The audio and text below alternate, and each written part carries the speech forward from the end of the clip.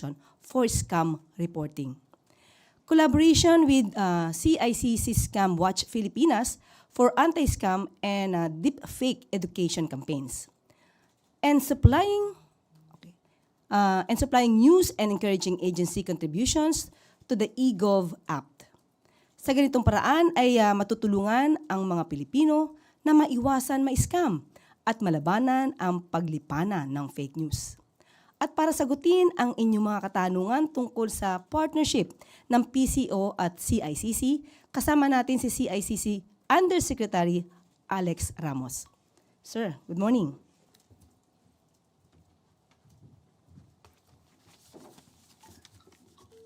Good morning.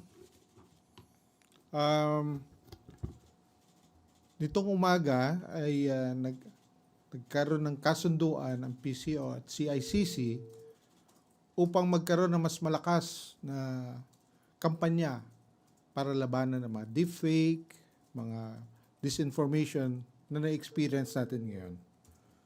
So, part ng aming effort, ito ay isang mag-establish ng multi-sectoral campaign to empower the public and various schools, institutions, stakeholders to decisively combat proliferation of deepfakes and disinformation. There are certain pillars that you have to understand, no? Meron tayong pag-create ng National Deepfake Task Force sa pangunguna ng Presidential Communications Office. Ito ho ay susuportahan ng CICC, DICT, NBI, and other government offices na tutulong sa pagsugpo nitong mga disinformation drive, not only against the government, but against the individuals here in the country.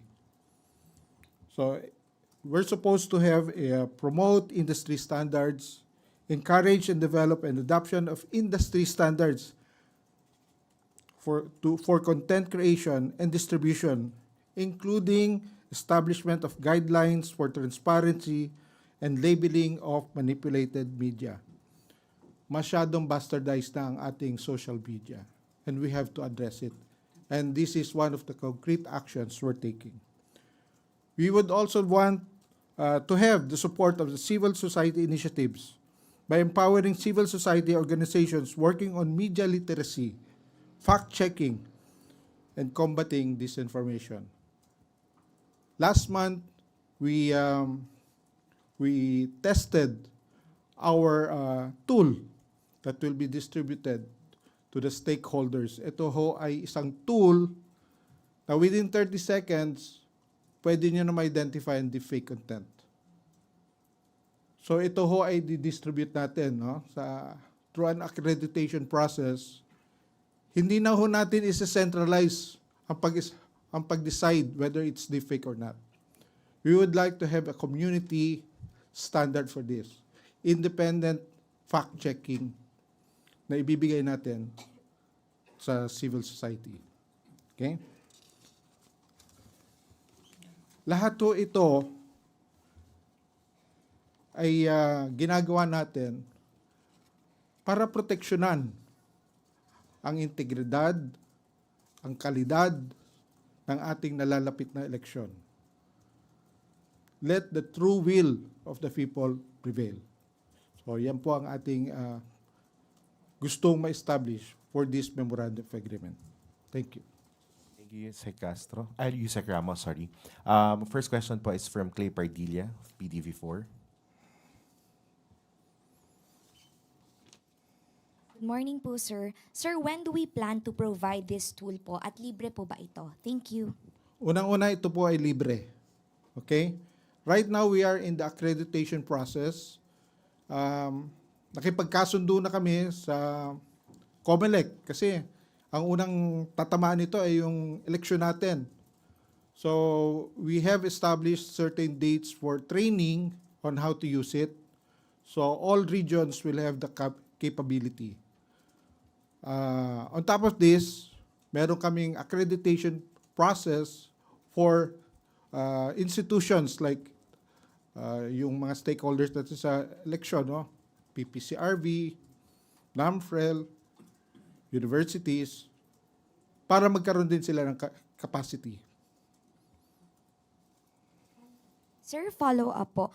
Sir, can you paint us a picture kung paano po siya magagamit? I-picture po ba? I-copy yung text tapos ilalagay doon? Well, it is a tool that is naka-install siya sa laptop, sa computer, no? So when there is a community gathering at may nai-report na mukhang kaduda-duda ang content, ito ho ay kanilang isasalang sa tool na ito, no?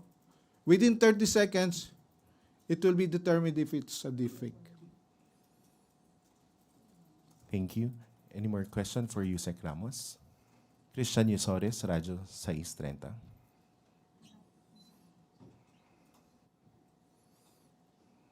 Hi sir. Ano naman po yung safeguard nito kasi ang baka po maging argument ng publiko paano sasalain kung talagang fake news or disinformation yung pinopost kasi baka mo-question naman po yung freedom of expression. That is why right now, yung trend kasi, ang tao nagre-report. Ito ba ay deepfake o hindi? Aantayin nyo ang government to respond. Let's shortcut the process. Ibigay natin ang kapasidad mag-discern ang publiko through their communities. Because, tandaan nyo, maraming channels yan where we post the content. Hindi ho yan kaya i-monitor ng government. Decentralize natin. So, bago lumaki ang apoy, bago ma-absorb ng ibang tao, maagap pa, pwede nang makita kung deepfake o hindi. Tristan Odalo, Newswatch. Sir, yung sa etong tool na dinidescribe nyo, is it a form of app, website na pwedeng puntahan ng public to? It's an application that we are giving out to accredited partners. Ano ho to? Wala ho tayong pinipili. That's why our target is independent fact checkers. Hindi ho gobyerno nagsasabi, yung community mismo magsasabi, this is a deepfake. Pia Gutierrez, ABS-CBN. Sir, will there also be assistance to individuals who have been victimized by these scams, like yung mga deepfake? Oh yes. For 2 years, we've been studying certain solutions, no? How to address this. Very common ito sa mga influencers, sa mga people with the status already, wherein their videos, pictures, even their voice are being used for commercial purposes. That's why we finally found a solution that would assist us in determining this. Of course, the question is, what do you do after detecting it? Sa election, wala tayong problema because COMELEC and Bank passed a resolution on how to remove these things. Doon sa commercial, of course, that's a criminal act already. I think we can go directly to the Department of Trade or the NTC for its immediate removal. Sir, ano yung hotline number natin? We have 1326. You can also use the eGov app. Meron tayong e-report where you can send the link. Don't send the content. Send the link and then a short narrative that would allow us to look at it. Raquel Bayan, Radyo Pilipinas. Sir, meron po ba kayong data kung ilan na po yung mga scams or cases ng deepfake na dumulog po sa CICC? Well, as far as the last few weeks, no, we receive at least 100, 200 reports na mga links na dinidecipher pa namin kung live pa ba yung links na yun o hindi.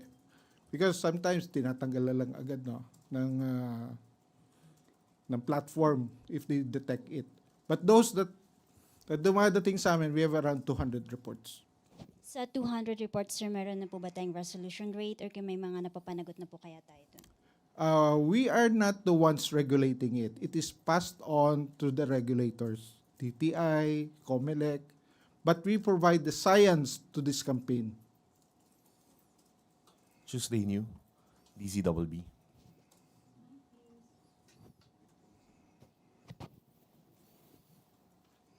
Hi sir, clarification lang po. Sabi niyo po kanina ito ay isang tool in a form of application na ibibigay sa accredited partners. Tama po? Tama po yan. Hindi po ba ito open for everybody, for public, para ma-access nila?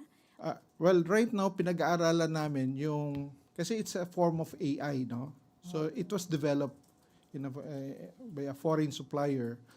We have to study this carefully and meron kaming R&D to see if we can duplicate it. If we have the capability of developing our own local tool. So far ngayon, bibili natin muna.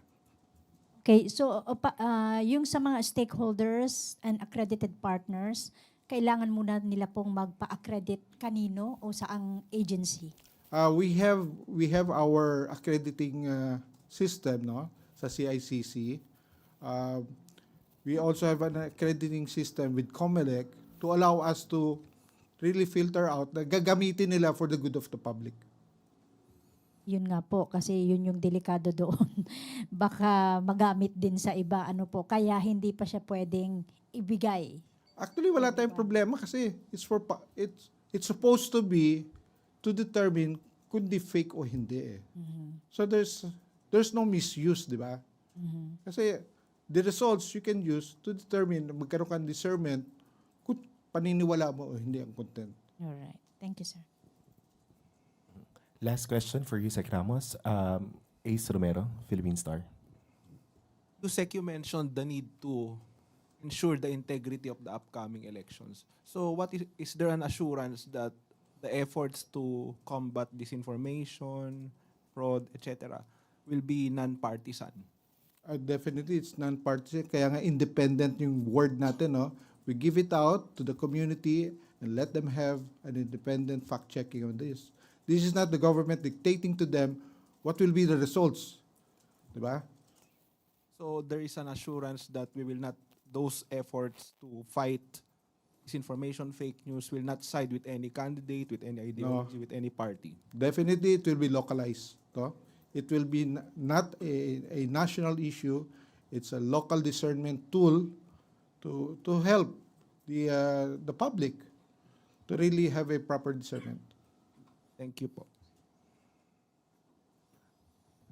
One more question from Sam Medinilla, Business Mirror. For Sir Ramos. Sir, magkano po yung ginastos ng government to procure yung program? At saka sino po yung supplier nitong app?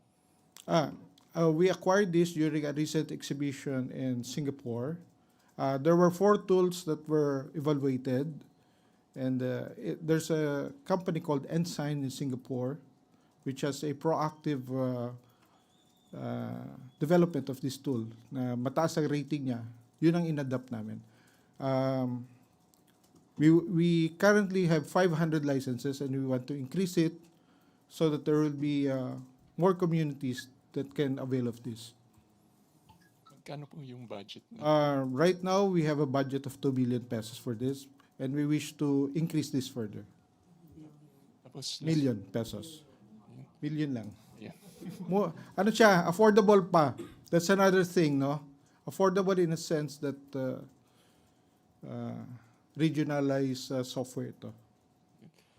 Tapos sir, ina-mention nyo na rin yung parang, this is a form of artificial intelligence. Nung last month, may nabanggit si Pangulo during his meeting with PSAC regarding development of government policy when it comes to use of artificial intelligence. Meron na po bang ganun policy ngayon or proposed yung na policy yung DICT for that or yung CICC? As far as CICC is concerned, we use artificial intelligence heavily because when we deal with the cyber crimes, it's so advanced, no? Mabilis because the use of artificial intelligence, talaga lumalakas sila. So, the acquisition of such tools, we are in practice of that.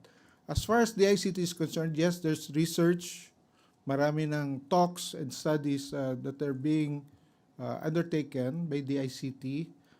DOST is in the forefront of this. I think they have established a unit for this purpose.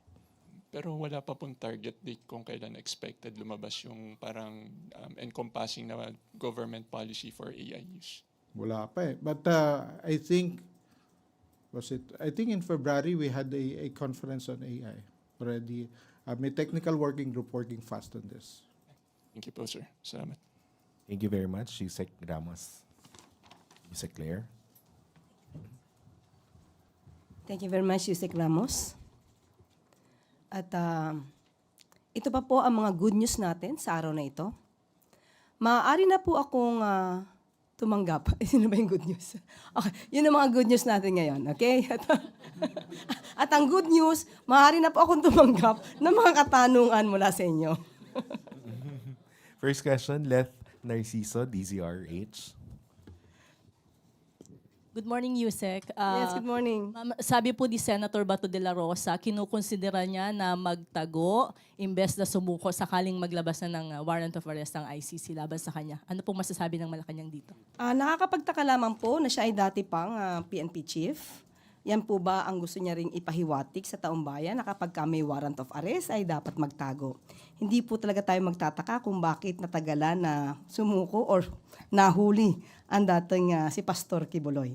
Well, anyway, sabi po natin, hindi natin sinasang-ayunan ang ganong klase pong paniniwala at kanyang nais gawin. Hindi po ito makakabuti sa mga kababayan natin na mismong leader natin ay hindi haharapin ang anumang kaso o complaint na naisampa o maisasampa laban sa kanya. At hindi po ba sabi natin, parang siya nga yata ang medyo umiwan sa kay dating Pangulong Duterte considering na hindi siya pumunta sa Hong Kong kasama sa nila. Hindi po ba dapat ang kaibigan ay walang iwanan? Ma'am, kung sakali pong gawin niya ngayon na may warrant of arrest na at magpatulong ang Interpol, hahanapin po siya ng PNP? Kailangan po.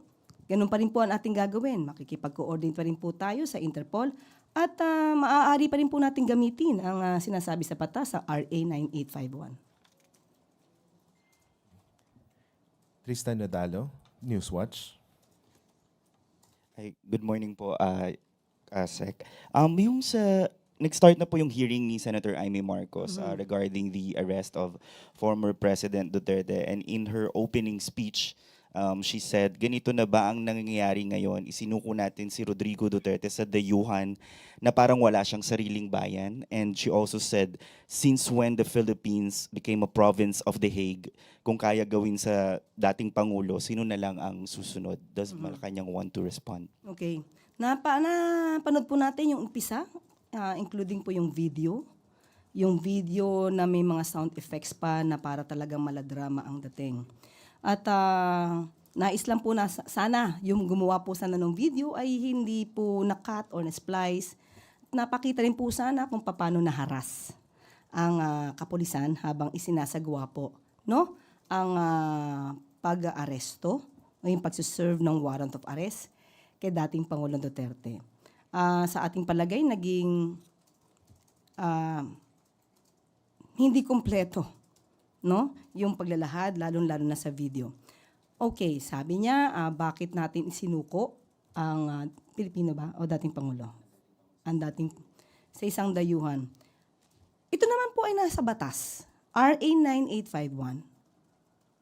Hindi po natin nilalabag ang anumang batas. Kung mayroon pong dapat na managot, katulad ng sinabi natin, hindi po ba dapat lamang na panagutin?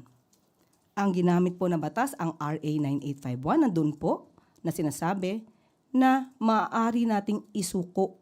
O ulitin po natin to Doon sa Section 17, sinasabi po na to extradite or to surrender to the international court, if any, or to the state in relation with applicable extradition treaties, something like that.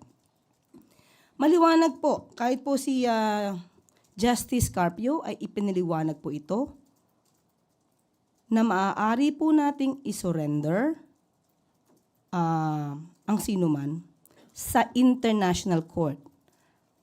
Ibig sabihin, hindi po tayo kailangan na mayroong treaty or extradition treaty na pag-uusapan. Basta ang nilagay po lamang doon ay to surrender to the international court. At yun lamang po ang tinutupad natin. Kasi yung mga iba nagtatanong bakit hindi daw binasa yung pinakadulo. Pero mapapansin niyo po, doon sa batas na yon, may nakalagay po, or to the state in application or applying the extradition treaties. Ibig sabihin, kapag ka sa state lang natin isusuko, saka natin gagamitin yung extradition treaties. Pero kapag to the international court, may comma eh. So walang condition doon. So we have to stick kung anong sinasabi ng batas. But what about po yung sinabi naman ni Senator Aimee na since when did we become a province of The Hague? Gusto po bang magbigay ng reaksyon ng Malacanang dito? Hindi po natin ninais na maging probinsya ng kahit anuman. Dahil po tayo ay isang independent country. Hindi po natin ninais na maging probinsya din po ng Fujian, China. Never natin inisip yan na maging probinsya tayo ng anumang bansa. Nagpapatupad lamang po tayo ng batas at kung yun po ang sinasabi po ni Senator Aimee, siguro yan lamang po ang paniniwala natin dahil kahit po sa panahon ngayon ni Pangulong Marcos, hindi natin sinusuko ang anumang karapatan natin sa West Philippine Sea. Siguro doon naman po makikita natin na hindi po tayo, hindi natin ibibigay ang anumang karapatan natin kahit kanino man. Maricel Halili, TV5. Just a quick follow-up. I wonder if you have talked to the president about the hearing. How does he feel that his sister leads the hearing about the legality of the arrest of former president? Napag-usapan po yan at kung ano man daw po ang gagawin na paghihiring sa Senado, hindi naman po natin tututulan dahil para ipakita sa taong bayan na tayo po ay sumusunod lamang sa batas. Kapag ka po kasi nagtatago, ayaw makipag-usap, lahat ng mga officers niya ay sasabihin walang alam, mas lalo tayong magpapakita na na may tinatago tayo. So yung mga dating nagagawa noon, panahon, na hindi pinapapunta ang mga cabinet members pag pinapatawag sa Senado, hindi po yan gagawin ng Pangulo. Para lamang po tayo sa katotohanan at maipakita kung ano ba ang ginawa natin ng naaayon sa batas. But isn't this in a way awkward or slap on the administration considering that, well, Senator Aimee is also an admin candidate? Hindi po ito sampal sa pamahalaan. Baka po it's the other way around. Rachel Bayan, Radyo Pilipinas. Good morning, Yusek. Ma'am, latest data from COMELEC shows an improvement in the election security sa bansa. Bumaba po yung bilang ng mga areas sa Pilipinas na nahaharap sa election-related threats. What does this say about the government's effort po when it comes to peace and security, especially with the upcoming election? Tayo po ay, yan din po ang ninanais ng administrasyon. Makipagtulungan tayo sa lahat ng ahensya. At para po magkaroon po tayo, especially sa election, at maging credible po ang mangyayaring election sa susunod na May 2025. By next week, ma'am, magsisimula na rin po yung campaign for the local post. Maybe you have a call to the local candidates. Ano po, sorry, hindi ko pa nadinig yung dulo. By next week po, magsisimula na po yung campaign for the local post. Maybe what's the Malacanang call po for the local candidates? Ang nais lamang po natin ay maging mahinahon sa kanilang pangangampanya, maging maayos, maging makatotohanan sa kanilang mga sasabihin. Huwag po sana silang magsagawa ng anumang pananalita na magkikreate pa ng kaguluhan. Maricar Sargan, Brigada FM. Good morning po, ma'am. Can you state po the reason why the President vetoed the bill declaring Pampanga as culinary capital of the Philippines? Opo, maganda po kasi po yung bill. Pero magkikreate po kasi ito ng discrimination. Ang ating pong bawat rehiyon po ay may kanya-kanyang kultura. May kanya-kanyang kagalingan. Kung lalabas po na may pipiliin po na isa lamang na rehiyon na parang siya po yung pinakamasarap or pinakamagaling, pinakamaganda, baka po maisip ng ibang tao at especially yung mga dayuhan na nais pumunta sa Pilipinas, isiping iisa lamang na rehiyon ang maaari nilang puntahan at sabihin pinakamaganda at pinakamasasarap na pagkain na local foods. So, ninais po natin na kasi lahat po ng rehiyon ay may kanya-kanya. May uniqueness na tinatawag. So, kaya po ito ay Vinito. Hindi naman para po hindi paniwalaan na masarap o maganda ang kultura ng Pampanga, pero para po kilalanin ang buong rehiyon, ang bawat rehiyon sa kanilang kagalingan. So if ever, ma'am, na may ibang region na magpapasa po ng parehong bill, ganun din ho ang gagawin ng ating presidente. Yes, opo. Kasi po lahat nga po yan ay, lahat po tayo sa bawat rehiyon po ay may kanya-kanya pong kagalingan. Thank you po. Christian Yesores, Radyo 630. Hi ma'am, may update na po kung nakausap na po ni Pangulo si Solgen Menardo Guevara at ano po yung kanyang naging reaction doon sa pag-recuse ni Solgen sa Supreme Court? Opo, nagkausap po sila at nakausap ko rin po ang Pangulo patungkol dyan at sinasabi niya po na hindi naman po nawawala ang kanyang tiwala kay Solgen Menardo Guevara. Thank you po. Ann Soberano, Bombo Radyo. Yusek, good morning. Reaction lang po from the palace regarding sa recent survey na nagsasabi po na 51% ng mga Pinoy pabor po na panagutin si ex-PRRD sa pagpatay po na may kaugnayan sa war on drugs. Masaya rin po tayo na majority po ng taumbayan ay naniniwala sa naging action po ng pamahalaan patungkol po sa issue na yan. May mga nakita po rin tayo na yung iba ay undecided, yung iba ay hindi well-informed of the situation. So, sa ngayon po, lalo po natin paigtingin ang ating pagtatrabaho para po masawata ang fake news dahil malamang po yung iba po na hindi pa po naniniwala sa ginawa ng pamahalaan ay dahil naniniwala sila doon sa fake news na kumakalat. So, masaya po tayo na suportado po ng taong bayan ang ginawa ng pamahalaan. Ma'am, on the other topic, reaction lang din from the palace. Kahapon kasi naglabas ng statement si House Secretary General Reginald Velasco na may mga seasoned private lawyers po, mga volunteer lawyers po ang tutulong sa House Prosecution Panel para sa impeachment trial ni Vice President Sara. Actually, sabi po natin, wala po tayong responsibilidad kung ano ang mangyayari sa hearing, sa impeachment trial. So kung yun po ang mga nananais na mga seasoned lawyer at sila po ay naniniwala na mayroon po talagang grounds para po makonvict ang ating Vice Presidente, nasa kanila na po yun. Sila na po ang kailangan na magpatunay niyan. Ace Romero, Philippine Star. Yusek, good morning. May please elaborate on your statement that the President still trusts the Solgen despite his decision to recuse from the habeas corpus cases in relation to the arrest of the former President. Why does the President still trust the Solgen? Nung tinanong ko po siya kung magre-resign po si Solgen, ang sabi niya, hindi ko hinihingi ang pagre-resign niya. So yun lang po yung sinabi niya. So nandun pa rin po yung trust niya kay Solgen Menardo Guevara. Do we have any idea what were the considerations of the President in saying that given that some sectors are criticizing the top government lawyer for his decision? Yun lang po kasi ang aking nadinig mula sa Pangulo, kaya hindi ko po madadagdagan. Sinabi lamang po niya na hindi naman po niya pinagre-resign. Salamat po. I think we don't have questions anymore. Yusek Claire. Okay? At dito na po nagtatapos ang ating briefing. Maraming salamat Malacanang Press Corps at magandang tanghali para sa Bagong Pilipinas.